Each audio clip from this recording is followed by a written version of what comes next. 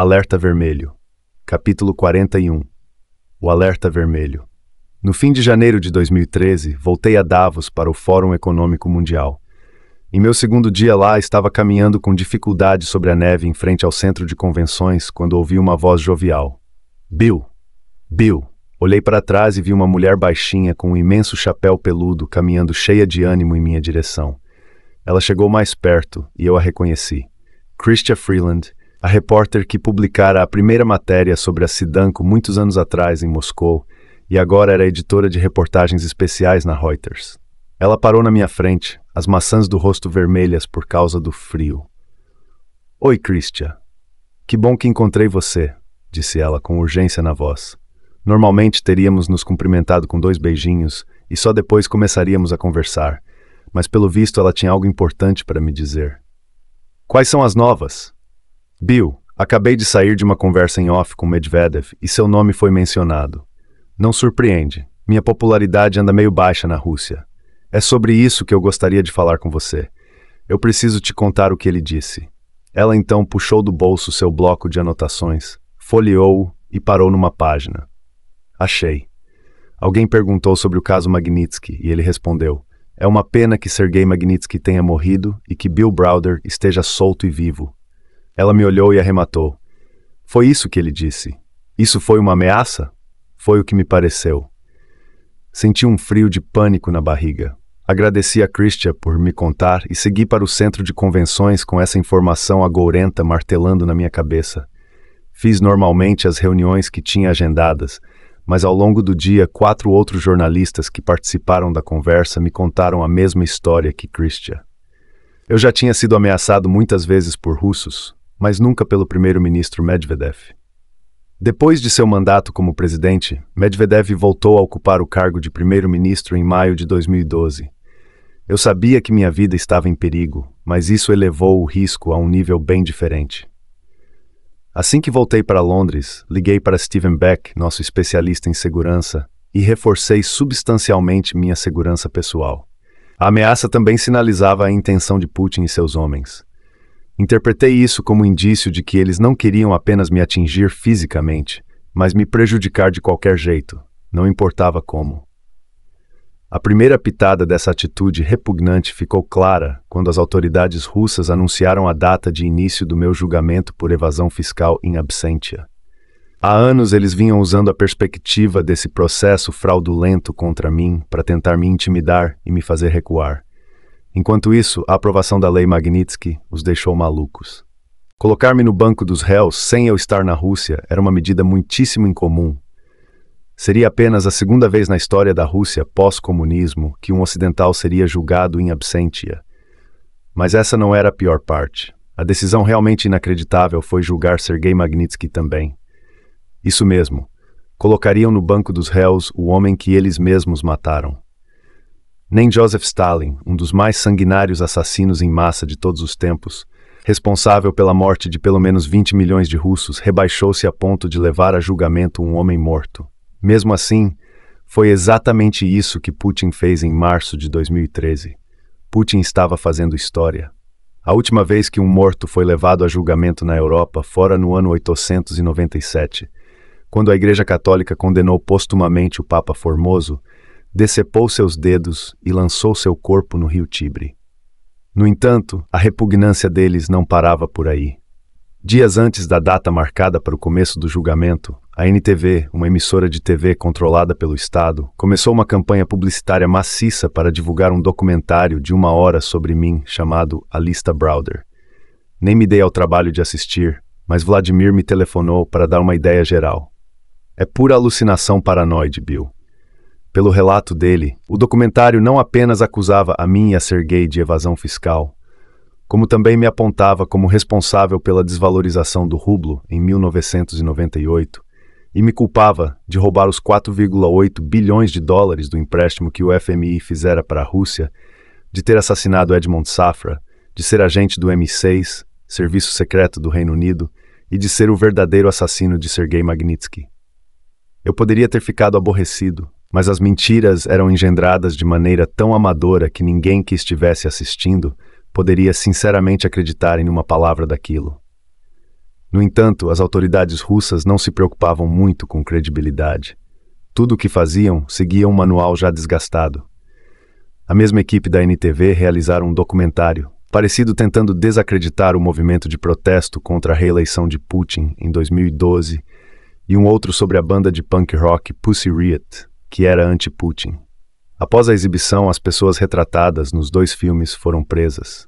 Nosso julgamento começou em 11 de março, no Tribunal Distrital Tverskoy, sob a presidência do juiz Igor Alizov. Nem a família Magnitsky nem eu tomamos qualquer providência em relação ao caso, de forma que o juiz nomeou 2 defensores públicos à nossa revelia. Ambos tentaram abandonar o caso quando perceberam que não eram desejados, mas foram ameaçados de perder a licença para advogar se o fizessem. Todos os governos, parlamentos, órgãos de imprensa e organizações de direitos humanos ocidentais foram unânimes em ver nisso tudo um fracasso espantoso da justiça. Todos nós assistimos pasmos quando o julgamento começou e o promotor arengou por horas na frente de uma jaula vazia de réus. Todo mundo estava se perguntando por que Putin estava fazendo isso. O custo para a reputação internacional da Rússia era enorme e os ganhos, pelo visto, eram limitados. A chance de eu terminar em uma prisão russa era praticamente nula e Sergei já estava morto. No entanto, havia uma lógica perversa naquilo tudo. Na mente de Putin, com uma condenação judicial contra mim e Sergei nas mãos, funcionários do governo poderiam procurar governantes europeus que estavam considerando promulgar suas próprias versões da lei Magnitsky e dizer: como você ousa sancionar uma lei originalmente batizada em homenagem a um criminoso condenado por nossa justiça? E como você pode dar ouvidos ao seu principal defensor, condenado pelo mesmo crime? Nunca entraram na equação de Putin detalhes incômodos, como o fato de Sergei estar morto há 3 anos e ter sido assassinado quando sob custódia da polícia depois de ter exposto um esquema de corrupção gigantesco no governo. No meio do caminho, o julgamento foi suspenso porque os 2 defensores públicos pararam de comparecer ao tribunal. Eu não sabia o que pensar disso. Como o veredito estava predefinido e era controlado por Putin, não conseguia acreditar que os advogados agiram assim por vontade própria. Ocorreu-me que talvez fosse uma solução elegante encontrada por Putin para sair do espetáculo humilhante que ele criou para si mesmo. Mas, em vez de abandonar a mesa, Putin aumentou sua aposta. Em 22 de abril, as autoridades russas emitiram uma ordem de prisão contra mim e me acusaram de novos crimes. Embora soe dramático, isso não me incomodou como os russos desejavam. Sob nenhuma chance, eu seria preso no Reino Unido. O governo inglês já havia classificado o processo como abusivo e rejeitara todos os pedidos dos russos para me entregar a eles. Eu também não conseguia imaginar que outro país civilizado me entregaria. Portanto, apesar de toda a agressividade do governo russo, continuei a cuidar da minha campanha e a tocar minha vida normalmente. Em meados de maio, fui convidado para dar uma palestra no Fórum da Liberdade de Oslo, o equivalente ao Fórum de Davos para o mundo dos defensores dos direitos humanos. No dia do evento, pouco antes de subir ao palco na frente de 300 pessoas, dei uma olhada no meu BlackBerry e vi uma mensagem urgente da minha mesa com a palavra Interpol no campo assunto. Abri e li: Bill, acabamos de ser contatados por nome foi omitido, que recebeu uma cópia de um boletim geral da Interpol determinando sua prisão. O documento segue anexo. Por favor, ligue para o escritório assim que possível. Abri rapidamente o PDF e, dito e feito, vi que os russos haviam finalmente recorrido à Interpol. Alguns segundos depois, fui chamado ao palco para dar minha palestra. Forcei um sorriso, caminhei sob os holofotes e passei os próximos 10 minutos narrando a história que contei tantas vezes antes sobre mim, Sergei e a Rússia. Dei um jeito de tirar da mente a mensagem sobre a Interpol pelo tempo necessário para me manter concentrado e concluir a apresentação. Depois dos aplausos, saí para o saguão e imediatamente liguei para minha advogada em Londres. Ela explicou que o aviso da Interpol significava que eu poderia ser preso quando cruzasse uma fronteira. Caberia ao país em questão cumprir ou não a ordem de prisão. Eu estava na Noruega e a situação lá era potencialmente traiçoeira. Embora tivesse um histórico impecável no campo dos direitos humanos, o país era vizinho da Rússia, com quem tinha fortes relações históricas. Era impossível prever como seus governantes agiriam nessa situação.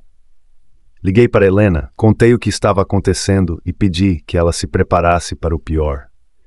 Fiz uma reserva para um voo mais cedo, peguei minha bagagem e segui para o aeroporto de Oslo. Cheguei com 1h30 de antecedência e fiz o check-in no balcão do SAS. Quando já não dava mais para protelar o inevitável, caminhei lentamente pelo longo corredor até a área de verificação de passaportes. A exemplo de Eduard e Vladimir, eu estava uma pilha de nervos enquanto me preparava para cruzar uma fronteira na condição de homem procurado pela polícia.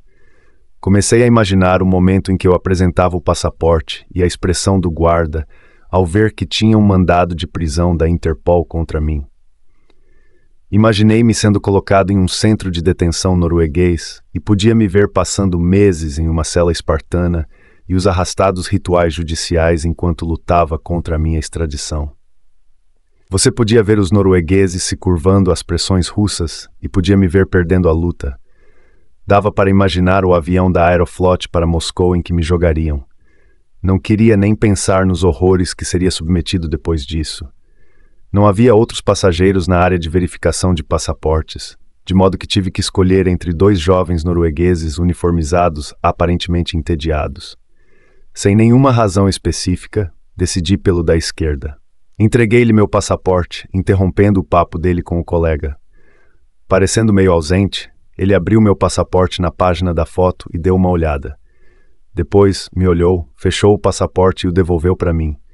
Felizmente, ele não passou o documento pelo leitor óptico, então o alarme do alerta da Interpol não foi nem mesmo disparado.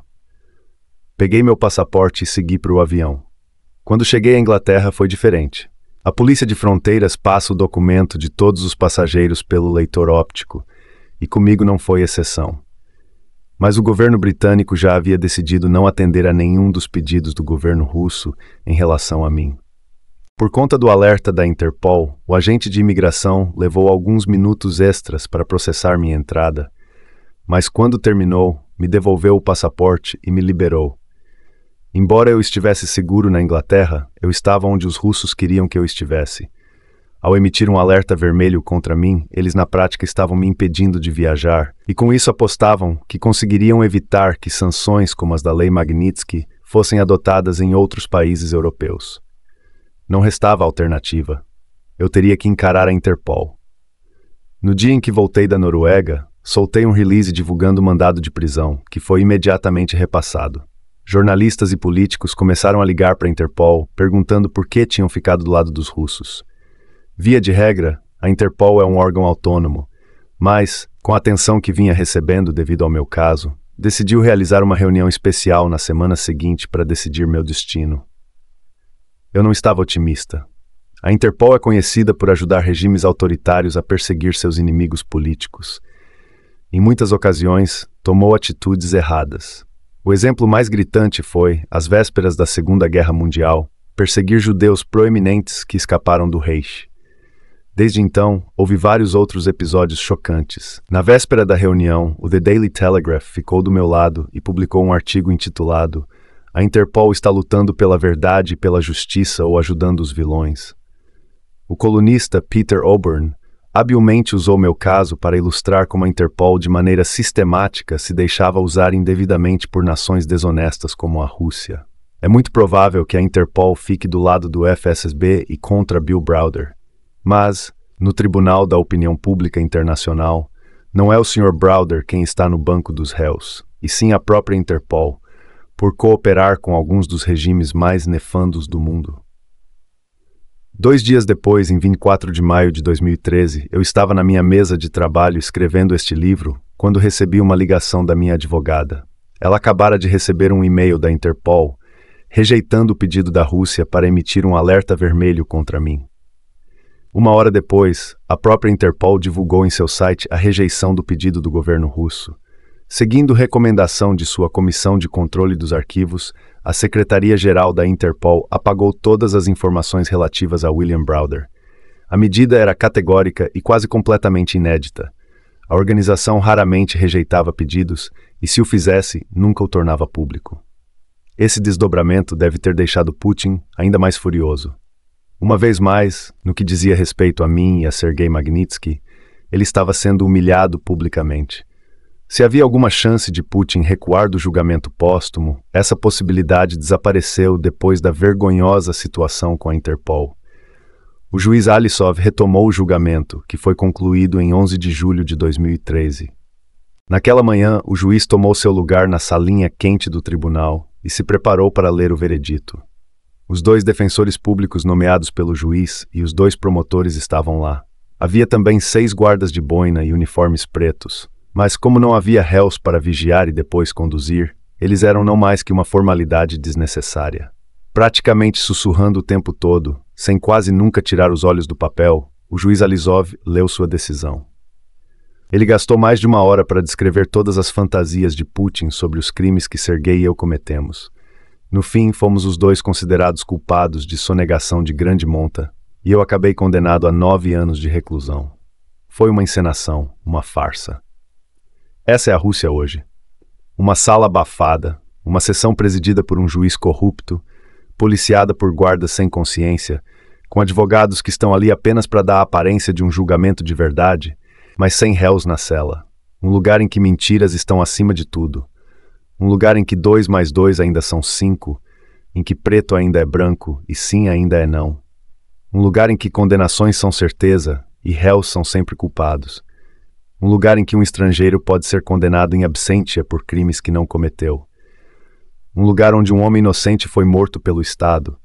Um homem cujo único crime foi amar demais seu país, a quem se impõem sofrimentos mesmo depois de morto. Essa é a Rússia hoje.